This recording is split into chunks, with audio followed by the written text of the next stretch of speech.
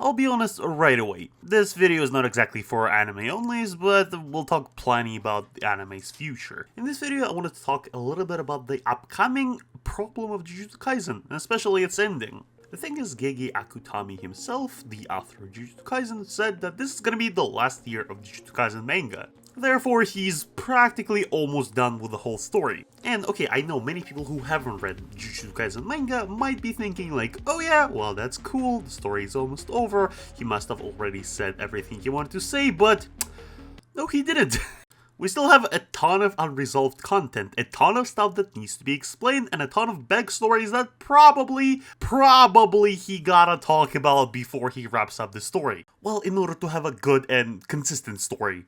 Like, for example, we still have nothing of Sukuna's backstory, nothing of Kenjaku's backstory. We still don't have a direct answer about the connection between those two and main character. Yuji Itadori himself needs some explaining. Well, I mean, besides the fact that he was made a vessel, which is about it. Toji and, like, in general, the past of Megumi, like his relatives and stuff, because we several times got several hints that brought his ancestor is something crazy, but we never got a direct answer what is exactly crazy about them.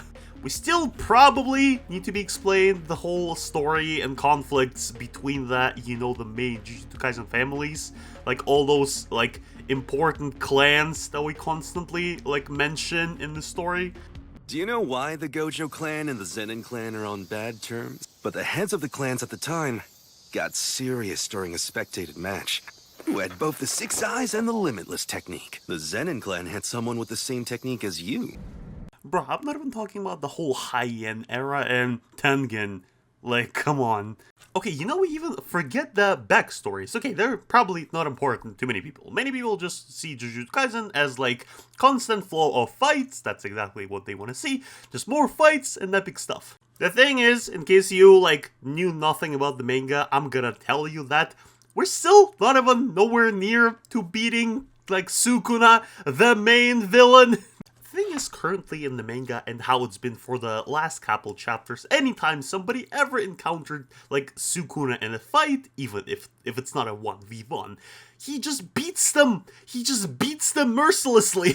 And even when you think that is the moment when we're finally gonna be seeing Sukuna's defeat, no, he still somehow comes up. He still somehow finds a way or some technique that he, by the way, just whipped out of nowhere to beat, like, his opponents. It's just like, what?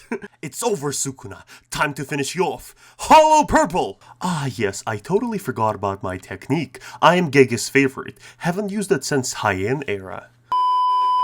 For the narrative of the story, this is all super weird. And okay, for the development of Sukuna as a character, that is actually pretty cool. Because essentially Sukuna as a character is not the all-consuming evil as many people try to present him. He is basically just a guy who wants to have fun, just to fight people for as long as he can. Because of that, every fight actually becomes quite interesting because he always gives people a chance to shine. He always wants them to use their best technique against him.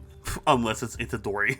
Only, like I already said, the manga is kind of running out of characters to, like, fight him. When he was fighting Yuji and Yuta and, like, Maki, I thought that was a trio of the victory. Like, they're gonna finally beat him. Spoiler, no.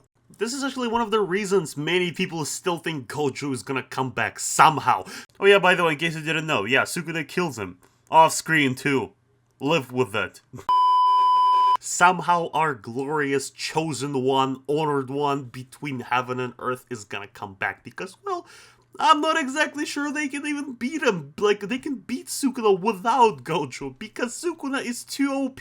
Again, for the development of the character of Sukuna, this is actually pretty good. Only, we still run into another problem. Remember, like I said, Gege Akutami said that it is going to be the last year of Jujutsu Kaisen. So, he releases about 3 to 2 chapters per month, and in a year, this is going to leave us with about 27 chapters total. So approximately, there's gonna be 27 chapters, and that's it. That's gonna be the end of manga. So what can you even do in 27 chapters? Keep in mind, 27 chapters is not that long. That is, in manga, it's pretty short.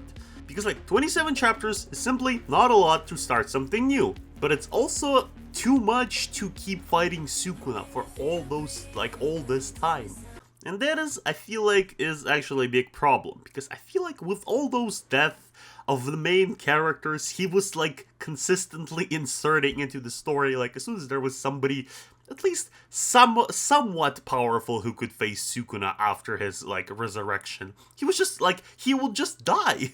And as a result, you have a story where nobody can logically beat Sukuna. Like, okay, I can kind of see that the story is going towards Yuji somehow being able to beat Sukuna, but, I mean, right now it's just unrealistic. And okay, honestly, I don't have the answer. I don't have a theory, because right now it looks like it's either gonna be like a really long fight, a really stretched fight, or something unexpected is gonna be popped out, which is probably gonna be like too short to be entertaining. So, I mean, I don't know. Tell me in the comments what you guys think. I just wanted to kind of share my opinion on this topic. Don't want to make it too long of a video, and yeah.